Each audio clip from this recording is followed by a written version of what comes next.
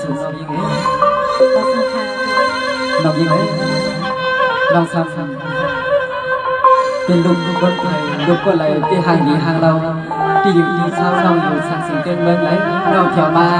ในสถานทางไว้ในอำนั้นน้องมากกว่าหาน้องมาหลายคนละน้องยิงเอ๋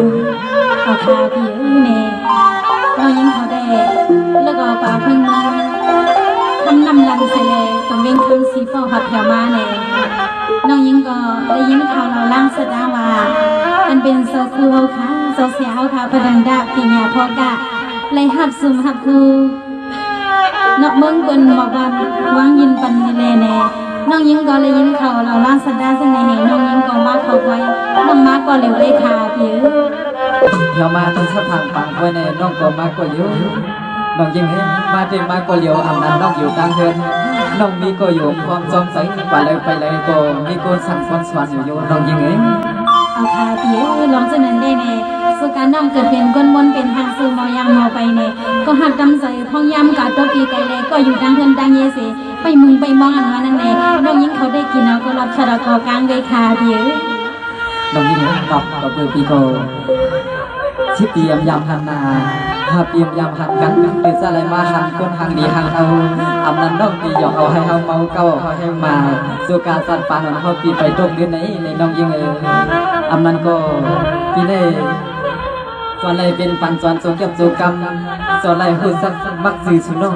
เสียมกะย้อนอะไรเปลี่ยนอีกสวยไว้ก็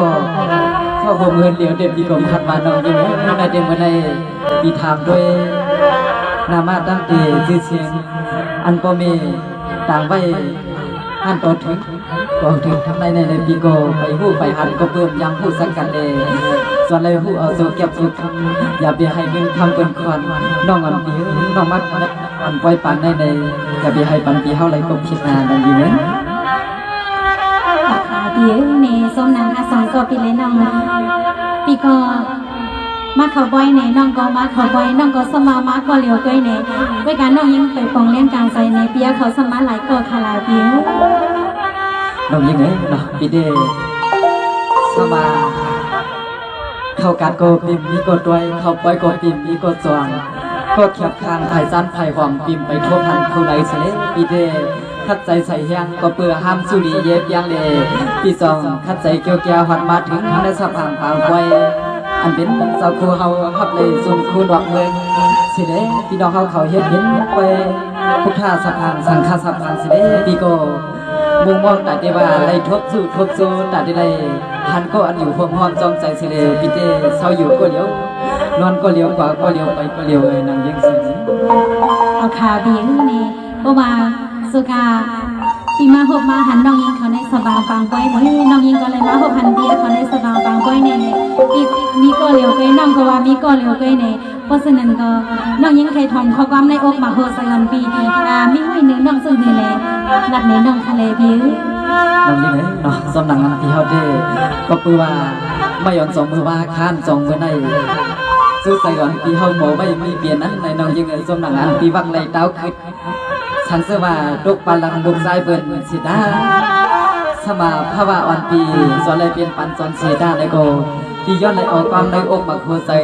อันปีมยามดัดนี้ภายนั้นย้อนดัดนี้น้องสองติดของหางมันยังไงทำอยู่ค่ะบีในน้องเดไปมุมมองดองทำเขาใส่ก็มันบีดัดเด่นก็น้องสำหรับนุ่มก็น้องอยู่ในน้องเดไปมาดาคูกำยำเอาคูขอคาบีไปทำมาน้องยิง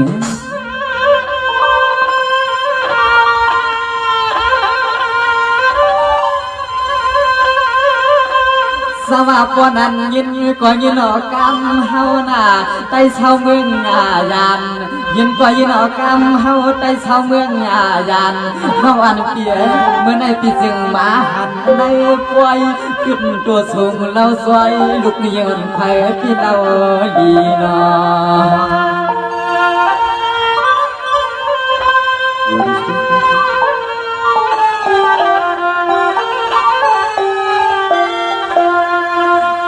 ในเลือนในปีในเลือนในวันก็วันจ้าเสียงน้องยือเปียน่าสุดน้องอยากเดือนปีน้องเอทุ่งเมืองลันคำน้องตำสมวังปั่นถึงเฮาน้องถึงเฮา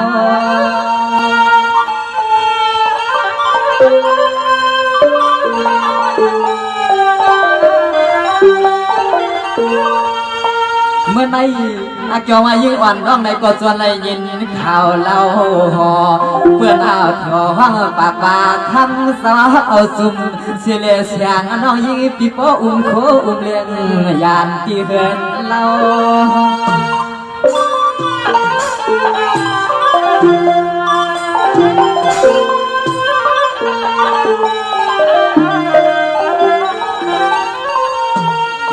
นอนมาหอดเพียงหลับเกิดทุ่งเมืองปีเฮาสร้างเสาตอนกวนตอนเพียงทุ่งเมืองในคำบันก็สว่างเปียว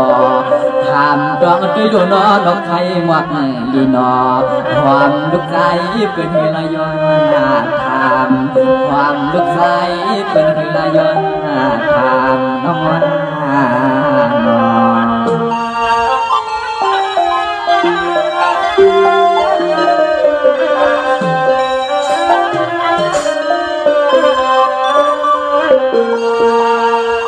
สวรรค์ยน้องวันเปียคำในที่มาปีนี้ก็ปีเตียยืนสายลาดหักหน้าปีนี้ก็ปีเตียลาดเนี่ยน้องเก่าหักสมานน้องวันเปียมีเสียก่อนอันตับกำเฮาก่อนเช้าข้างอลางน้องกวางอาพอไม่ก็คำบอกดีน้อยยันกี่เฮือนดีเย้าเฮาแย้มคืนอันเก่าช่วย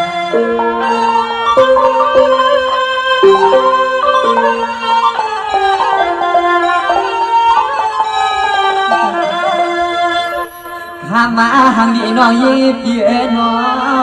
ทำหังดีน้องยีเปียนอสู่ลูกเอาลับเจอทุ่งเมืองนั้นคำอย่างตำหดมาน้องจับรถมือกาก็เหลียวยิงปุยปีวันลับปุยหักก็เจียงถามน้องยีปีเฮาเทียงมาตาไหลมา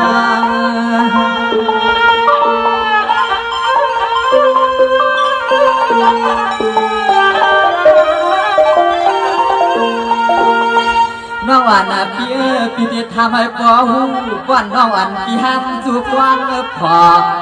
ป้อนน้องอันปีห้ามสู่กว้างพอเปลี่ยนน้องห้ามกอดตัวมาลานป้อนน้องอันปีมาปิมสานปีวันเราทำให้ปอเสียงเลี้ยงดูน้องฮักเปียนเมืองเปิ่นถึงเฮา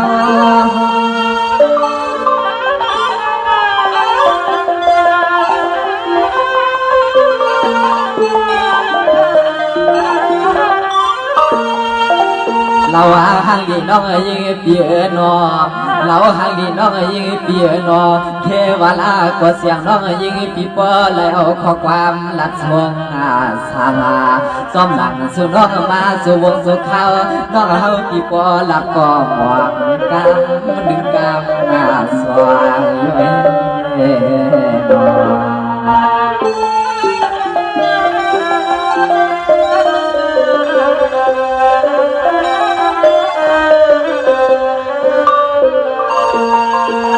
สวรรค์ยามน้องวันเปียข้าวันเรื่องในมวยทวง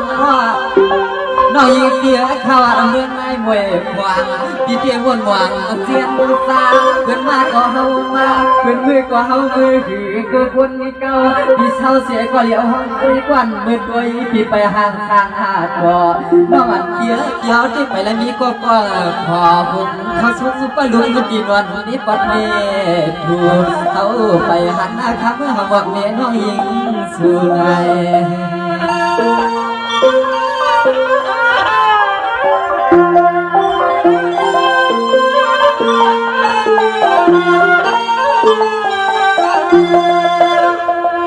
มาน้อยเปียนอ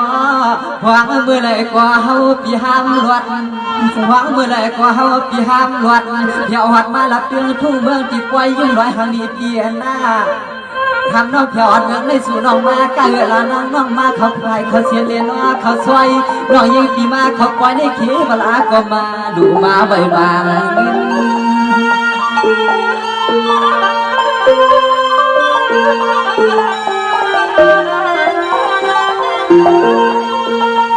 เลือนนาหางดีว่าข้ามายุ่งนายำนาตำมาแขกกำมาพาอ๋อดอกคำนายุ่งนายำนาตำมาแขกกำมาพาทำได้เขาเจตาลำตาห่างอันมาไอ้ก็เขาปียินไอ้ก็เขาปียินไอ้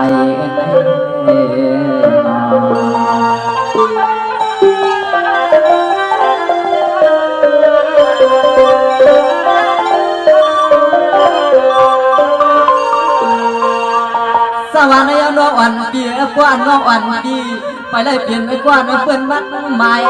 น้องอ่อนปีไปเลยมีสายเสียงเคยทำน้องอ่อนปีไปเลยมือดำเฮือนคุยน้องอ่อนปีไปเลยปั่นลูกสายเผยทิ้งด้วยในสัตว์ในป่านเมื่อในน้องอ่อนปีอย่าปีเรื่องนี้ผ่านปีเด็ดถามของเก่าเลี้ยงวันน้องอ่อนปีห้างเชฟโพลีมีเพียงน้องหญิงปีมาเลยสว่างติดทึกทางปีมาเก็บเงาหักเหมือนลันคำสว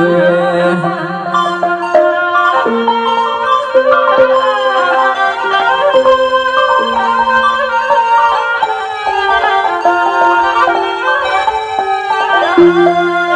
สังว่าเหมือนไอ้อีเดียหนึ่งตัวเนื้อแก่นหางดีฮักหนึ่งยักษ์ก็เฮาแก่นเตอจึกไว้หอยเอ็ดดูชัวส่วนในหันสุกยับสุกกำก็คำเมื่อปีว่ามันน่าใจเฮา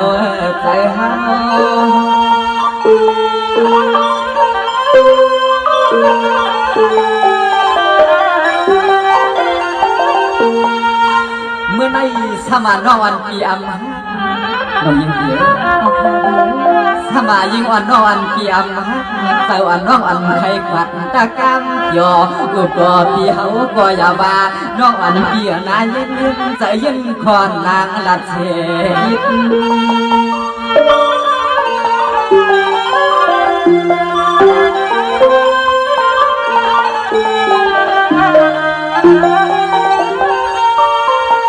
ว่าเฮาพี่อาภิษเสียนตา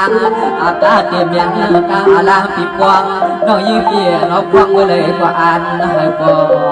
เดินลาเปลี่ยนหน้าหอนาเงินนาเย่ความเปลี่ยนหุ่นโบเลยมีน้องเอ๋เฮาให้ปอวางเมื่อได้เฮาพี่ย้อนกันกำกวางถึงน้องนางหันวนน้อง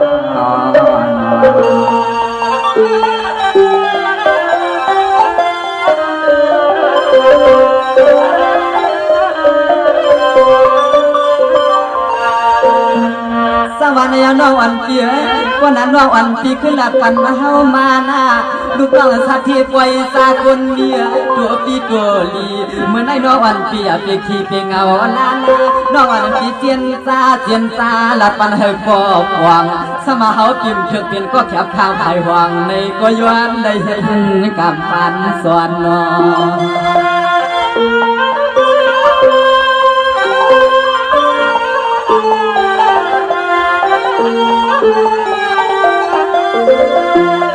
สมานยอยิงอ่อนน้องเอ๋ยสมามืออ่อนพี่ควันใส่เปี่ยมทางที่ในมือกวดขอน้องนอนน้ำวันในกวดคำเอ๋ยเฮาปีย้อนไหลเห็นสู่ลมสู่ลำสู่สวมสู่กรรมมันควางเมื่อเปลี่ยนไว้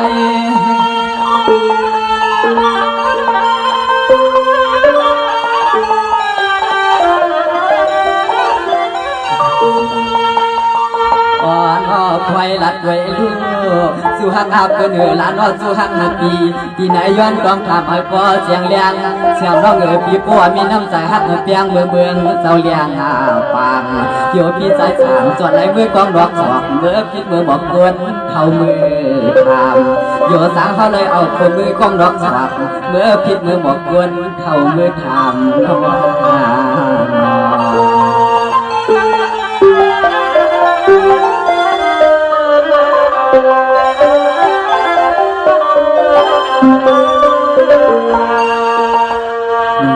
งปีเดสมนำกำวันในองค์ในใส่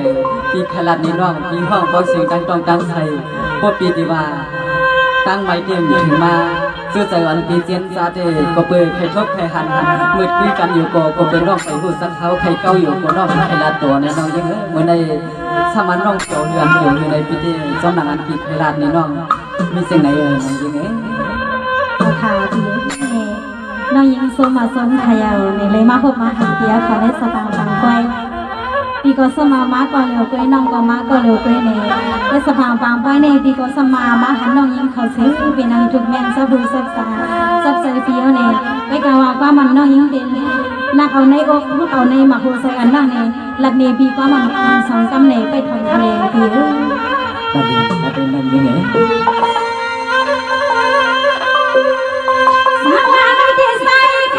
มุนนาใส่คนนาคนนาวันนั้นตั้งเอาความเฮานาใส่ผิวสร้างเมืองกาย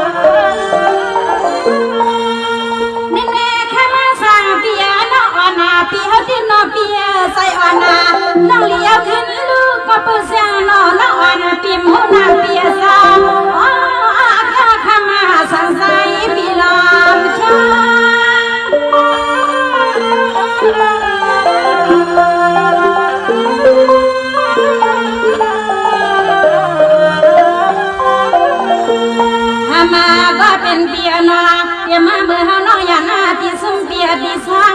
ก่อนไปมองน้องเฮาปะน้องเปียปะลังปะลินาที่ตินาว่าหามปะละปะสายเหมือนเราหามคำหามคำนางกว่าหลายวงมันก็ดึงนี้ก็เกินทางที่ว่า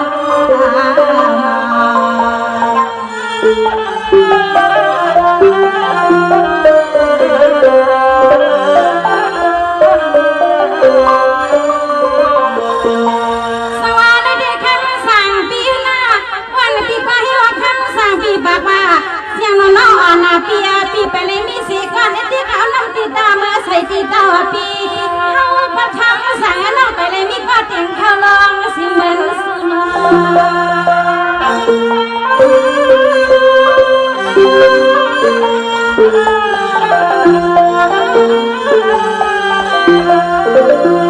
ในแต่ข้างสั่งปีปากว่าเสียงน้องอ่อนนาปีหน้าเหมือนนางอาการลึกอาคารวันสุปีไปเลยมีก็มือเพียวสิเลเมื่อปัวสัตว์วันในปันในก็เฮาไปมีผู้ชายคนหนึ่งมาห้องเฮาเสือเสียงน้องลอยด้วยอะไรเปียพี่มาถึงใจเฮาคนในใจเฮา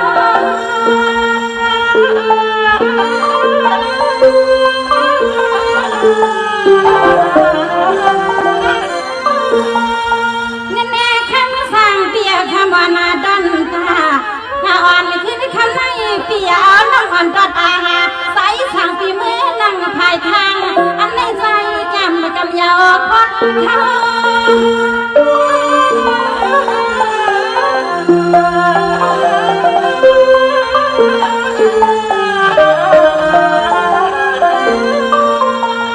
สายาก็เป็นเปียนอเขาน้องมาเลยหันเปียเลยหุ่นเลยาด้วยอันน้อยปีเฮาก็มายาใส่น้องยิงปีเมา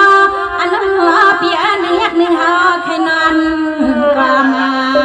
หอมหักกลางเตียงกลางตัวก็จะตอนให้สงบกินตาเสียงน้องวันปีเมาปีเฮ็ดเสเฮ็ดเปิดในปี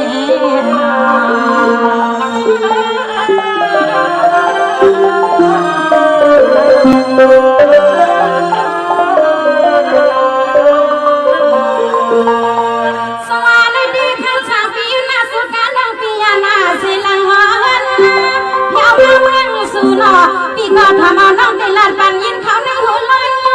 น้องได้มาหันทักส่วนในมวยก็ใส่บอกเดีว่าหักให้ผู้เล่นเป็นสิทธิ์สามัญกันก็เอาไปมีลูกชายพายสุสีดำมาใส่เลย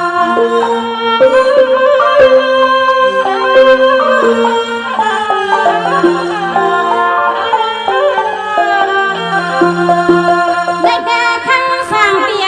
ตัดอ่อนในปานให้เสียงหนุ่มน้องอ่อนนาปีไปสร้างเตียงบางสู้ลูกชายพาบ้านน้องอ่อนนาปีที่นั่นส่องพายุเหยียบมาอย่างเล่าไก่ไปกันวันข้างหน้าเสียงน้องตื่นมีก็ตีมองดีเดม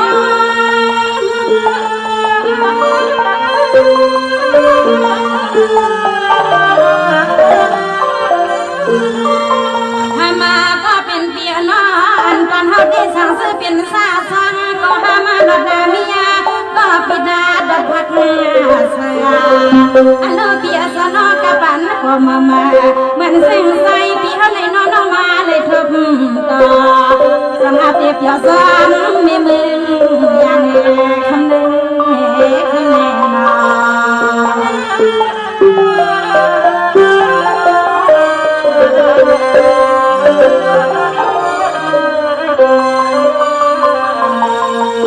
สวัสดีค่ะสั่งปีหน้าพี่สาวสู้งามทำจริงยังมันรับสิงาเตียงขึ้นอาลาเล็กหลาลาลินสินินวันสอยาปอมาแมนสุปีธามาเฮาสุนางสังเนีย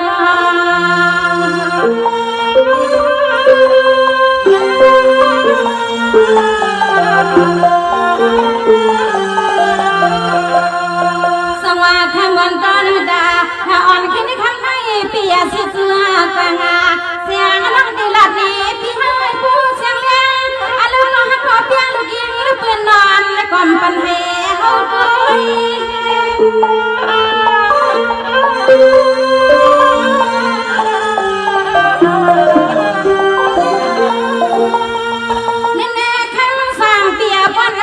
กันตัวเสียงวันน้องอยู่สร้างวันวันนาคำฟังเฮือนก็อามาหังใส่ช่างไปทอมไม่คาเลเปียซาเมื่อนับต่ออีกขาพาน้องมีอีกผู้คนที่ทอตาปันซื้อน้ำดีทำก็เป็นเบียร์เจ้าดวงความเบียให้มัน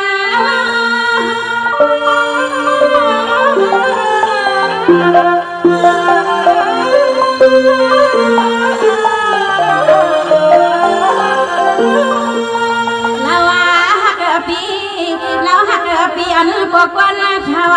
น้อเมกวนข้าวต่างปันสินาไอ้ลอยยางมากันควางสองยาเนื้อพิซซังไปดวงมาสู่ไปดวงเงาดวงไปเลยนะ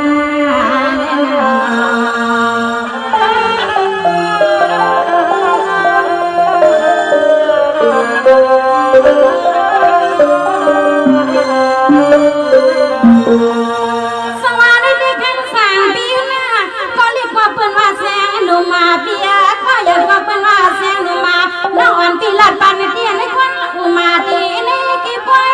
อะไรอมแช่ลัดลอยอันสอยพอไม่แม่นสายปีหาสองอย่างนั้นซื้อปีนเสียง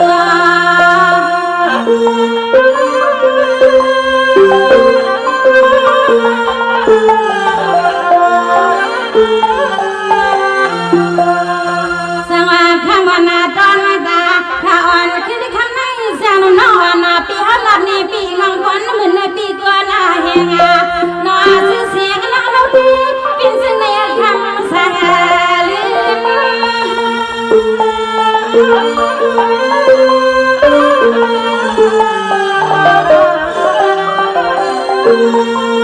ในเจ็บเปียกว่าเป็นนางวันปีในความหูอมุกันยา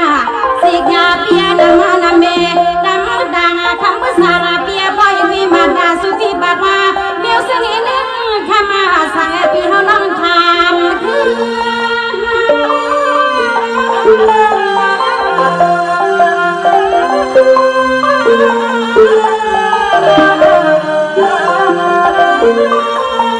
เล่นฮักปีลินฮักปีมาฮักกันที่ในกี่ปอยอันเดอแค่มาซอยกูดีกูดังเรียกนางน้องยินนาเปียวสายาสู้ปีถามน้องมาว่ายิงหน้ามากะหือปีมาขายอามานั้นก็เสียงน้องมาเล่ลายลายปีว่าปีว่า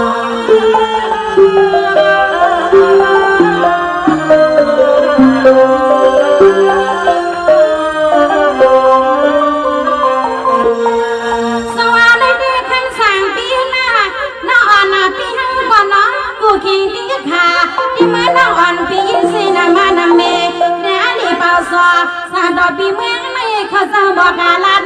เสียงหนุ่มน้องอ่อนปีเขาก็นอนใส่ไข่มิสุสาวดานาเขาก็ใส่ไข่มิสุอโลเปียใจอ่อนปียลูกเดียกางากาเขาน้องติดไปปิดปากมาบันนา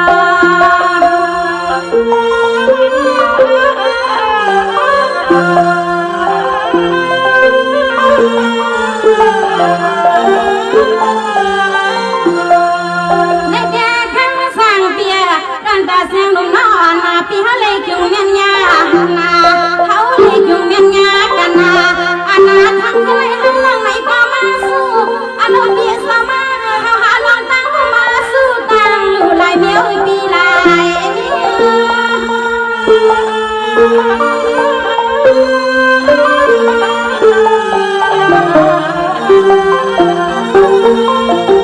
ในก็เปียที่มาเลี้ยงเสเปียกองบังเปียต่อพาไล่นา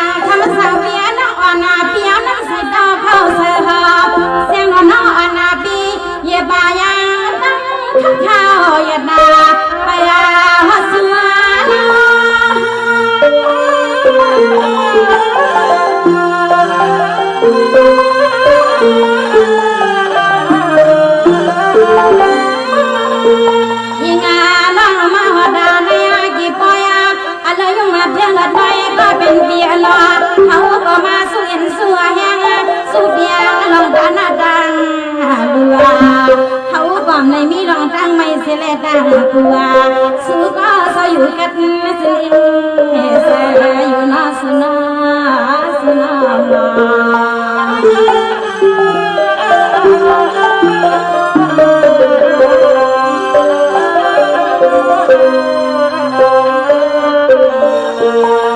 สวรรค์ได้กันสาปีสาปีเฮาขนาดปีอะไรคุณไหลนะนั่งไปส่องตาเพียวใส่วันปีสวรรค์กัดเหนียวส่องตาเมื่อเสียงน้ำวันปีสุลำทางปีเฮาเท่า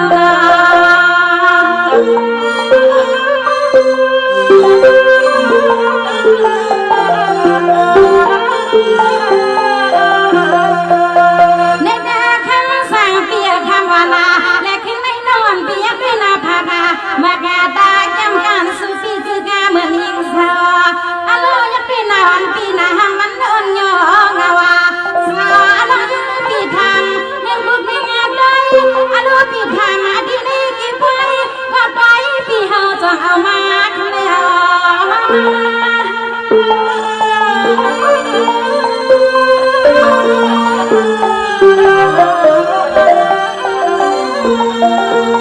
เน่ๆพี่พ่อป้าว่าเสียงน้องวานาเปียพี่ก็รอดการหามาเป่า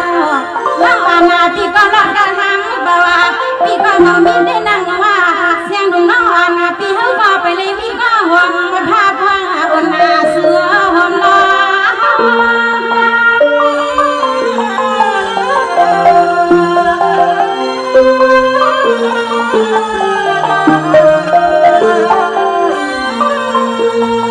มาก็เป็นเปียสาเขานอมาขาดด้วยหน้าตาก็นอลามา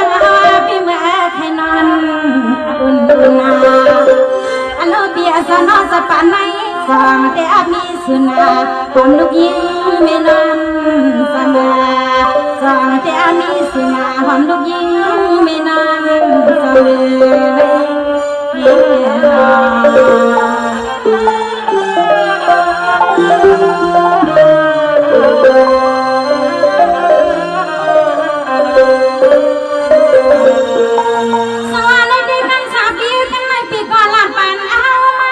พี่น้องพี่ก็ลาปันเอามาน้องพี่เดียนคือเดียนว่างแค่พี่สาวเชียงสาตุ้งดอกเมียงปันน้องยิงสาวน้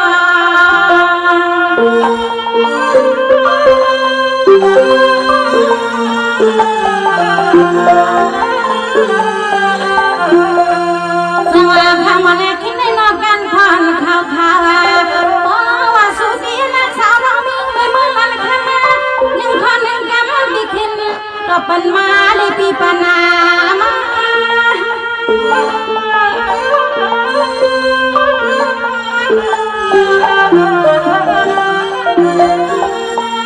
เนเปียผู้ว่านาดันตั้งให้เสียงนุ่มนอนปีเดียนคือคอยปล่อยกวนย้อนนาเสียงไปทวมปีบอกอาใคร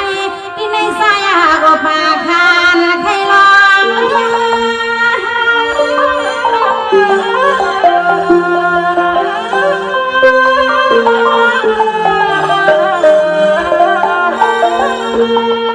มาก็เป็นเบียร์ซอ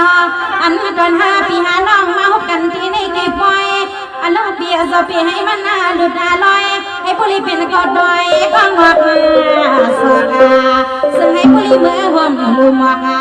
ลองบ้านอุบเลี้ยวเฮาเด็ดใจเคยเปลี่ยนมีเห็นเขียวในสวัสดีค่ะพี่เนเรื่องความโทษสยามน้องคารามีพี่ก็เป็นเสน่ห์พยองมีเสน่ห์พยองในกาวาในอกสภาวะสันดาการสยอนวีในใครเป็นเสน่ห์ก็ขึ้นหลักในน้องคาเลบิวมันมีเสน่ห์เนาะพี่ก็ชื่นชมขอบใจเพียน้องทุกเย็นก็อยู่ว่าดังเลยไปดังเลยในโกไปแล้วนี้ก็อันมองสุดกองไปผ่าสมาการนานในโกน้องนั้นอันด้อนขี่ด้อนกลางด้อนเมาสมาอยู่เศร้าที่ไรก็เขาจะอยู่คนเดียวนะฮัลโหลก็ถอดบางยินคือในน้องดิฉันนะน้องคาเลบิวน้องเดี๋ยวไปทำอยู่ค่ะ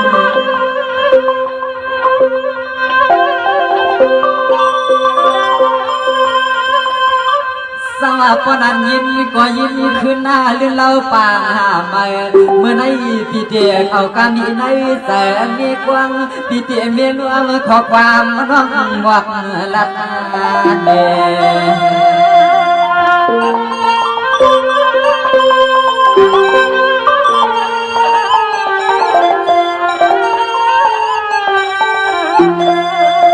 เมื่อในสมาพี่จึงมีพอความมาเกี่ยวลัดขาดมันเน้นว่างเฮาห้องฝันข้อความในก็น่าอย่าเปียหักขึ้นเสียเฮาปีเตลัดเลี้ยพอเสียงเลี้ยงลองหักลองเตียงสองหาดอส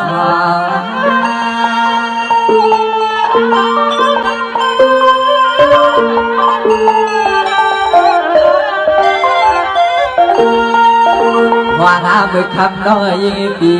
ตักลัดเดปีมาอากยามเมื่อยามในสุดร้องคืนนาเปิดทวังมาตาใส่ข้อความตาเฮาปีเมกูเฮาปีเมลัดจูสู่นอนน้ำน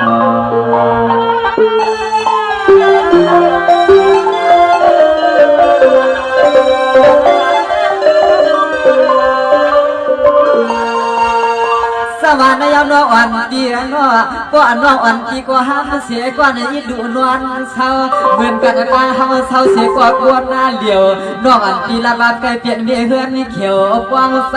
ในปีวันไงน้องยิ่งเฮาวันใครตืดหน้าขาดเพราะว่าตาหักปีเลยน้องเปลืองไว้ขาดหาปีเลยน้องไปขอบมือเลียกันลงมือบนใน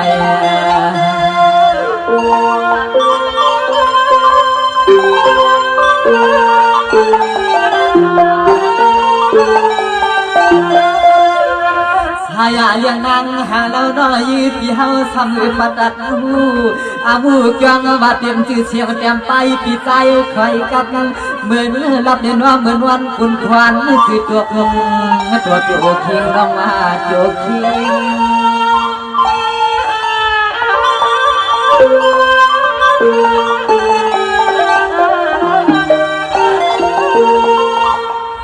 นายเอาก็เปื่อเฮาเต้นำมาตามต่างคำสั่งละสวยเขาอยู่ทุ่งวันรอกตอนหันน้องยิ่งหนุ่มน้องยิ่งปีเสียกว่ากาเสขาเมื่อในปีกว่าโจมเนียนโจมมันนาใส่วันปิดหัวพน้องใส่วันปิดหัวพน้องซื้อใส่ไข่เอาไก่เย็นดีขวัญกว้างให้เถื่อนสมาสาเสื้อเสียงหนุ่มน้องอ่อนนี่เกียรติเฮาปีกว่าไข่โจน้องยิ่งหนุ่มคำน้องเปลี่ยน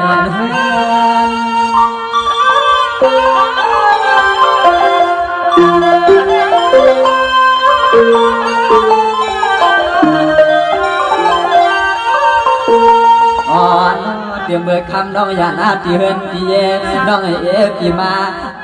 เมื่อคำน้องยี่ปีซับเงินกาผัดมาก็หามก็ตัวอยาดีเสียงน้องยี่ปีเฮาก็ไปจำไปเกี่ยเหมือนปีเฮานอปอในเหมือนปีเฮานอปอในน้อง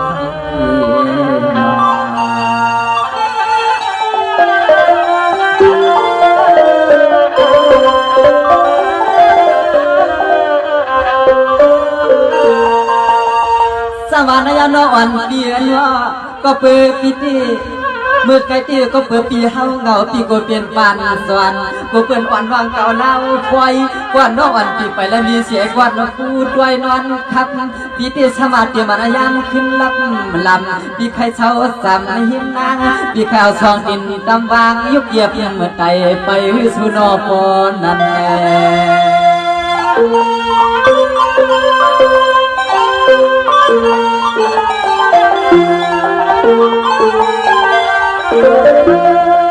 ฮัลโหลเสียงหนุ่มยิ่งอ่อนร้อง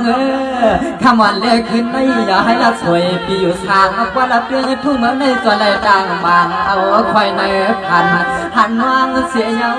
หันน้องเสียเยาคันเบียนายังอย่าคืน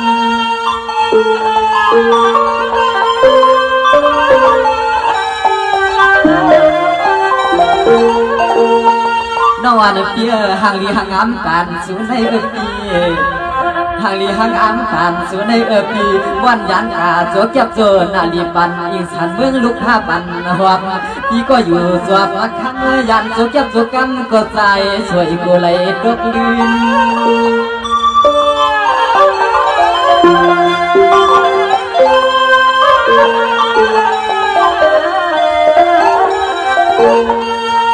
อ๋อหน่อยยามคำขึ้นเรียกข้าเลื่อนน้องยิงอาเปียนอหวงเบเลยก็เศร้าก็เลี้ยวหนึ่งกวยก็ด้วยนาเฮือนนาเยก็เมียปวดโทก็อันอาสักโคสักเลียงปีไปอาส่วนนาเขาเตียนวันคำว่าคำคืนก็ไปอุ่นเหมือนทางเขาปีปอหนาวเหมือนทางเขาปีปอหนาวน้องก็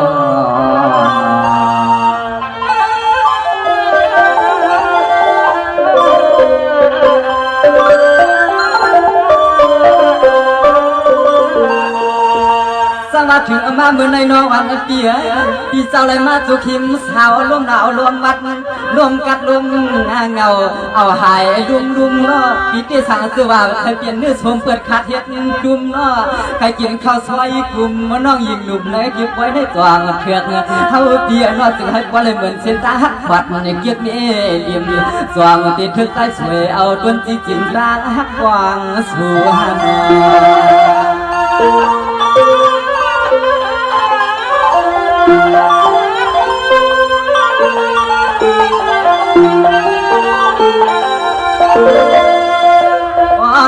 ว่ามันเถือเขาปีหมอหักว่ามันเถือเขาปีหมอตุ้มใส่ตุ้มคอหักช่อน้องสุดจุดสุดตัดเขาปีติลาดเล่นว่างไผ่ไข่กวางไข่ควงไข่เก้าก็เก้าก็พี่เอาน้องเล่าปีขึ้นมาเบียดสูนมา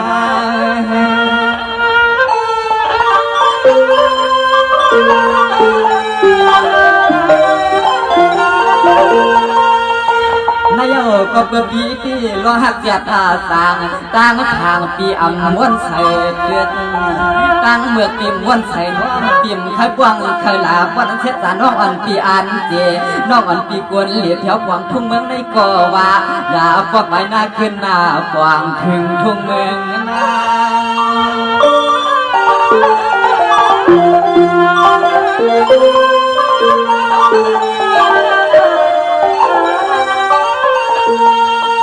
ว่ามีเสียงสังว่ามีเสียงสังอาลาปีเตียห่มกวางน้องเอาปีเตียว่างกวนเขาเป็นเงาวันเงาเมืองให้ยตากันไทยใจเกลืองตืดเอาปีล้อนวางเมื่อสว่างถ้าเมื่อบ่ว่าปล่อยอ่างบางยุคกูหลับจูเย้ามันห่างขีดยาเขาปีสองกาโซ่ห้องเอานวงเป็นเมียเขียวเขาปีสองขวาโซ่ห้องเอานวงกันเดียวนั่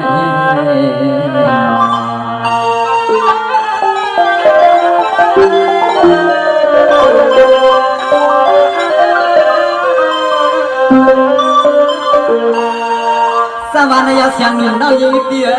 คำในตัวหาปีเลี้ยงไปและเฮ็ดเป็นควายควางสว่างยิงควางขลำมาบัดขวัดปีก่อนเสียงขย้อนเอาก้อมอ่อนร้องวัดขวัดเมลัดเนียนว่างจึงไอ้ปอเสียงเลี้ยงกาคำในสารเสือหาปีน้องนอกไปเล็กว่างสว่างมันกะลาย้อนและยึดความมึนสู่น้องเดียเกี่ยกนนำหือ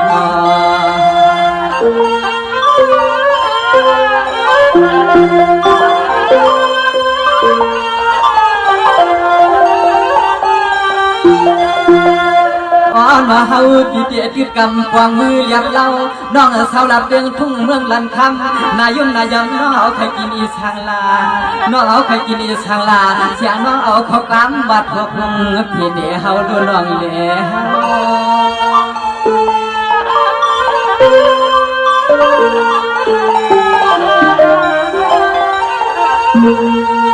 เทวลาน้องยืนเคยกินข้าวเสียนข้าวซอยรวมมาปานมันสวมเบขัดเราน้องเขาเคยกินข้าวบุญนะฮะว่าข้าวซอยจอเทวลาน้องยืนเคยกินแค่มันกอดพี่พอกับมือข้าวบุญหน้าหวานนะฮะ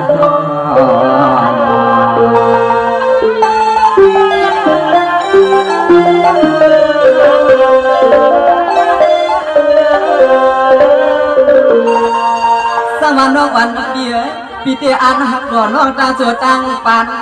ปีเตอ่ำสวาสุวรรณเปื่อนตัวอย่างในป่วยให้อันขวลอยน้องมาหันสัตว์ในตั้งสัตว์ปานในตั้งปานปีเตไปแล้วหันให้มาคุมน้อสาวสวาเขาเลยเปลี่ยนคนกาก็เอาอาลังซุ่มสาวเสือเป็นเลี้ยวมันเฮ็ดกุมก็ไปแล้วมีเจ็ดเทียนหน้าหอน้องหญิงเตียนสาวเสือเป็นข้าวซอยเกี่ยวในก็หามันน้ำมันโคลอกันนอ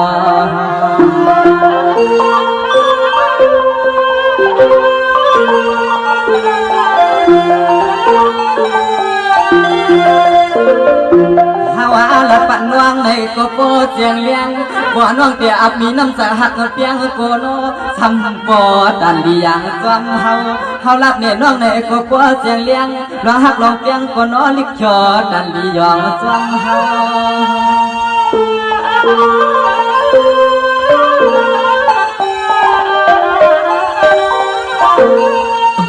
ลาวา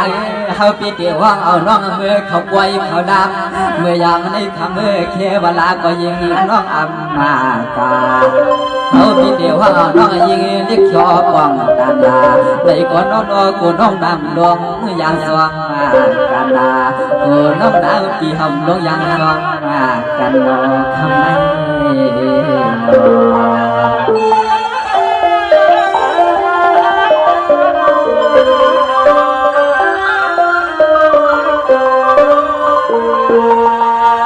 สวรรค์น้องอันเปียนะคำว่าเรียกคือนายเจปีกอดถามน้องเก่าพอเลี้ยงน้องอันก็ละนี่คือเปียงลายชายเสียงคือวังน้องอันปีก็สาวเสื้อเปลี่ยนเมียวขาเมียวสวงก็ไปเลยมีก็เก็บยอดพักอาศัยเมื่อได้เสียงน้องยิงปีมาหนึ่งคนใหม่ๆที่ว่าห้ามสาวห้ามโทษเ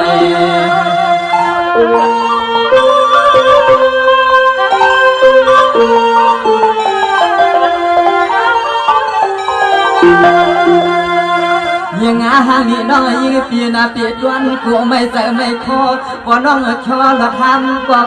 กว้างห่มเฮือนห่มเย่น้องเอ๋เขาปีเตียก็เห็นเต่าเข้าสู่น้องเขาปีเตียไปเมื่อเตียงเอาเขาในขกในลู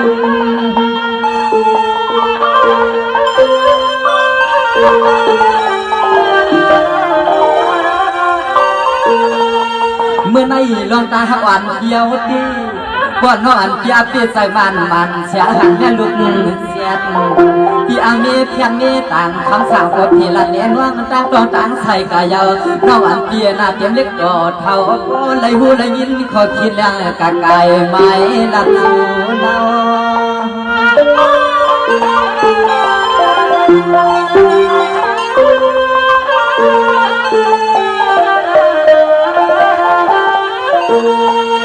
เราว่าเพราะว่าส่วนน้องยิงเปียใจเปียคอตอนห้าเปียน้องก็อาเปียหรือก็เจ้าเสียน้องน้อยยิ้มขบมือน้องดี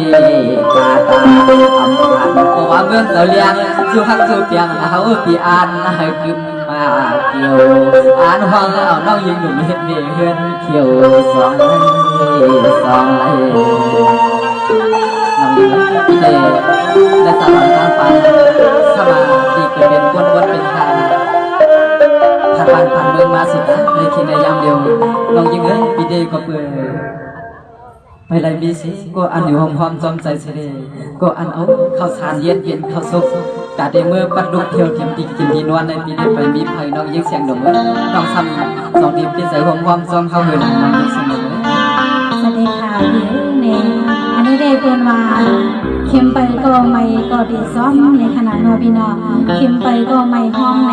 สังสว่าปีฮักน้องยิงเซนมเด้เด้ในปีสู้น้องเด้เด้ในก่อนน้องยิงก็ปีซ้อมอยู่ค่ะพี่